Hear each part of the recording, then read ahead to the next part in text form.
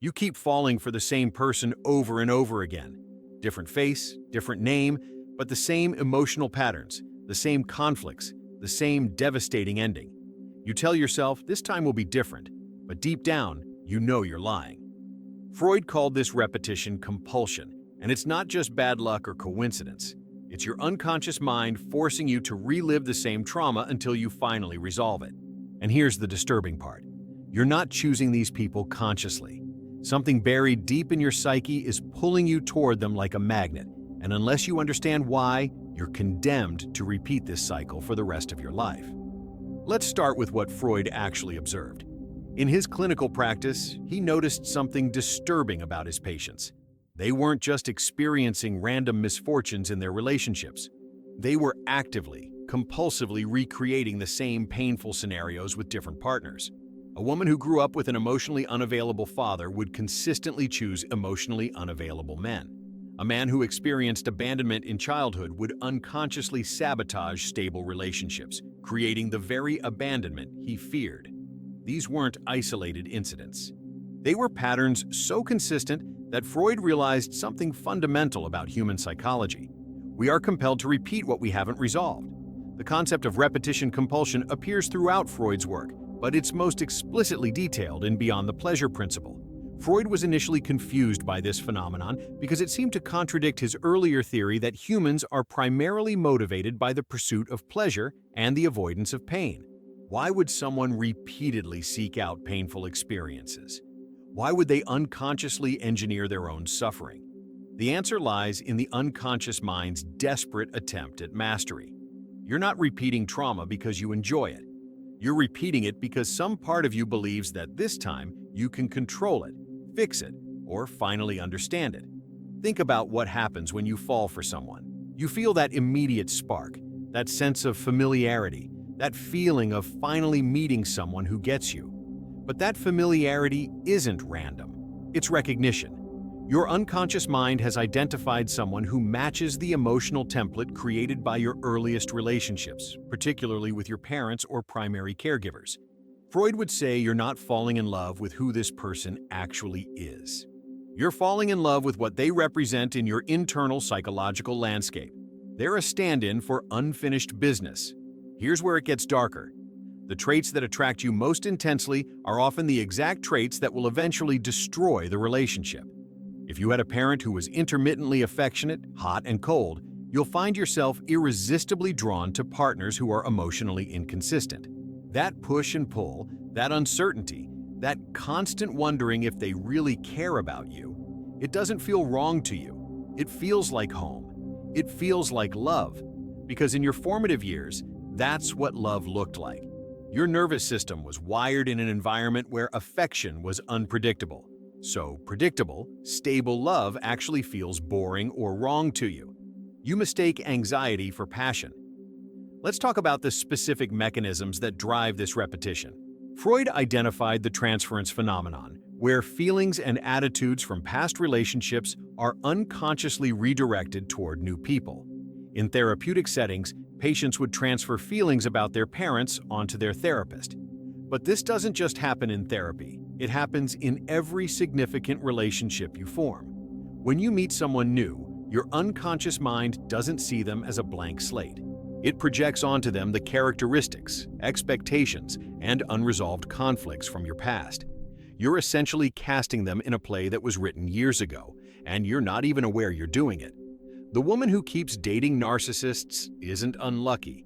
She's unconsciously seeking them out, because a narcissistic parent taught her that love means constantly proving your worth, constantly competing for attention, constantly feeling like you're not quite enough. That dynamic is painful, but it's familiar. And to the unconscious mind, familiar equals safe, even when familiar is actually destroying you. She'll walk past 10 emotionally available men and feel nothing, then meet someone who treats her with the same conditional regard her parent did, and suddenly she feels that electric attraction. That's not chemistry, that's recognition of a trauma pattern.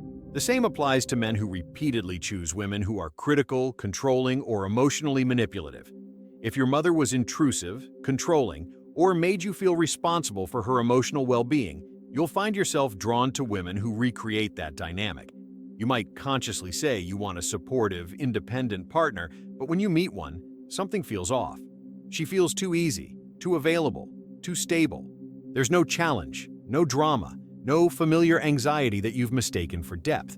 So you either lose interest or you unconsciously sabotage the relationship, creating conflict where none existed, because conflict is what feels normal to you. Freud also observed what he called the death drive, or thanatos, a controversial concept that suggests humans have an unconscious drive toward destruction, both of the self and others. While many modern psychologists debate the literal existence of a death drive, the observable behavior is undeniable. People do engage in self-destructive patterns repeatedly, even when they're consciously aware of the damage they're causing. In the context of relationships, this manifests as repeatedly choosing partners who hurt you, staying in toxic dynamics long after you should leave, or sabotaging healthy relationships because they don't activate your familiar trauma responses. Here's what makes repetition compulsion so insidious. It operates entirely outside your conscious awareness. You genuinely believe you're making different choices. You tell yourself this new person is nothing like your ex, nothing like your parent, nothing like the last disaster. And on a surface level, they might look different. Different job, different background, different personality in some ways. But the core dynamic, the emotional pattern, the way they make you feel about yourself, it's identical. You're like someone trying to solve a puzzle they can't see, making the same moves over and over, expecting a different result.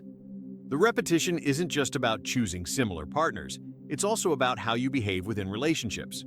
If you learned that expressing needs leads to rejection, you'll repeatedly choose partners where you suppress your needs, eventually building resentment until the relationship collapses. If you learned that conflict means abandonment, you'll avoid all confrontation, allowing toxicity to fester until the relationship becomes unbearable. If you learned that you have to perform, achieve, or constantly prove yourself to be worthy of love, you'll exhaust yourself trying to earn affection that should be freely given. These behavioral patterns recreate the same outcomes regardless of who you're with. Now, let's address the question everyone asks. Why doesn't the pattern change after you've been hurt enough times? Why doesn't experience teach you to avoid these situations? Freud's answer is that the unconscious mind isn't logical. It doesn't learn from pain in the way your conscious mind does. The unconscious is driven by a need for resolution. It believes, incorrectly, that if you can just recreate the original traumatic scenario and make it turn out differently this time, you'll finally heal the original wound. It's like someone who keeps returning to the scene of an accident, hoping that this time they'll be able to prevent it. This is why people often say their most intense attractions are also their most destructive. That intensity isn't love. It's your unconscious mind screaming that this person matches the template of your unresolved trauma. The stronger the attraction, the deeper the wound they're connected to. This is especially true for people who experience childhood trauma, neglect, or inconsistent parenting. Your adult relationships become a stage where you unconsciously attempt to rewrite your childhood, casting new actors in old roles, hoping for a different ending but following the same script. Let's get specific about how this plays out in modern dating. You match with someone on an app. Within the first few messages or the first date, you feel an unusually strong connection. Everything flows easily. The conversation is effortless. You feel seen, understood, maybe even a sense of destiny. This is often the first red flag, not a green one. Healthy attraction builds gradually as you get to know someone's actual character. Intense, immediate attraction is usually your trauma recognizing their trauma. You're not connecting on who you both actually are. You're connecting on compatible wounds. As the relationship progresses, the familiar patterns emerge. If your pattern is anxious attachment, you'll start obsessing about their availability, reading into their response times, feeling disproportionate anxiety when they're not around. If your pattern is avoidant attachment, you'll start feeling suffocated, looking for exits, focusing on their flaws to justify your emotional withdrawal. If your pattern is seeking validation through achievement, you'll start performing, trying to impress them, molding yourself into what you think they want. None of this is conscious. You're running a program that was installed years ago. Then comes the critical moment. The moment when the relationship starts reflecting your original wound. They become unavailable in the same way your parent was. They criticize you in the same way you were criticized as a child. They withdraw when you need them, just like your caregiver did. And here's where it gets psychologically fascinating. Instead of recognizing this as a red flag and leaving, you double down. You try harder. You become more accommodating, more understanding, more willing to accept less than you deserve. Because unconsciously, you believe that if you can just be good enough, perfect enough, understanding enough, this time the unavailable person will choose you. This time you'll earn the love that was withheld before. But it never works. It can't work because you're not actually dealing with the present situation. You're trying to resolve the past through the present, and that's impossible. The person you're with isn't your parent. They can't heal your childhood wounds. Only you can do that, and only by bringing these unconscious patterns into conscious awareness. As long as the pattern remains unconscious, you're trapped in it. Freud believed that the only way to break repetition compulsion was through analysis, through bringing the unconscious patterns into conscious awareness. When you can see the pattern, you can interrupt it. When you can recognize that the intense attraction you feel isn't love, but rather trauma recognition, you can make different choices. When you can identify that you're about to repeat the same dynamic, you can choose not to engage. But this requires brutal honesty with yourself. You have to be willing to examine your relationship history not as a series of unfortunate coincidences, but as a pattern you've been actively creating. You have to look at the traits you find most attractive and ask yourself why. Where did you learn that love looks like this? What childhood experience taught you that this is what intimacy feels like? Often, the answers are uncomfortable. You might have to acknowledge that your parent wasn't just imperfect, but was actually emotionally abusive. You might have to recognize that what you've been calling love is actually trauma bonding. You might have to admit that you've been choosing people who hurt you because hurt is what feels familiar. The other crucial piece is understanding that healing doesn't mean finding the right person who magically breaks the pattern. Healing means doing the internal work so that you stop being attracted to the wrong patterns in the first place. When you've genuinely processed and resolved your core wounds, you won't feel that electric attraction to people who match your trauma template. They'll feel uncomfortable, wrong, like wearing clothes that don't fit anymore. And people who are actually emotionally healthy, stable, and available will start feeling attractive in a way they never did before. This is why people often say they found their healthy relationship when they stopped looking, or when they'd given up on love. What actually happened is they'd finally done enough internal work that their attraction template changed. They were no longer unconsciously seeking out partners to reenact their childhood trauma. They were finally available for something different because they'd become someone different.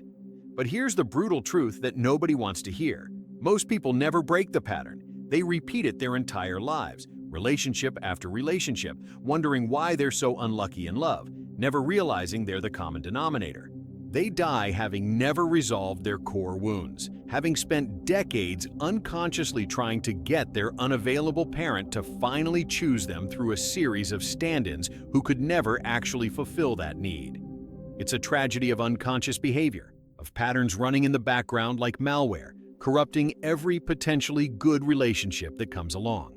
The work of breaking repetition compulsion is painful because it requires you to grieve. You have to grieve the childhood you didn't have, the parent who couldn't love you the way you needed, the original wound that set this whole pattern in motion. You have to stop believing that the next relationship will finally heal you and accept that you have to heal yourself first. You have to sit with the discomfort of being alone, of not jumping immediately into the next familiar dynamic, of building a relationship with yourself that isn't based on external validation. And you have to accept that even when you know the pattern, you'll still feel the pull toward it. Knowledge alone doesn't break the pattern. You'll still feel that attraction to the emotionally unavailable person. You'll still feel bored by the stable, healthy option. But now you have a choice. Now you can recognize the feeling for what it is, trauma recognition, not destiny, and choose to act against it. You can feel the pull and not follow it. You can acknowledge the familiar anxiety and choose the unfamiliar peace instead. This is the path out of repetition compulsion, not through finding the perfect partner who breaks the spell, but through becoming conscious of the unconscious patterns that have been running your life, through seeing the invisible scripts you've been following and choosing to write new ones, through understanding that the person you keep falling for isn't the same person twice. It's the same wound looking for the same resolution through different faces. And until you heal that wound directly, you'll keep casting the same play with different actors, hoping this time the ending will be different, but following the exact same script that's been destroying you all along.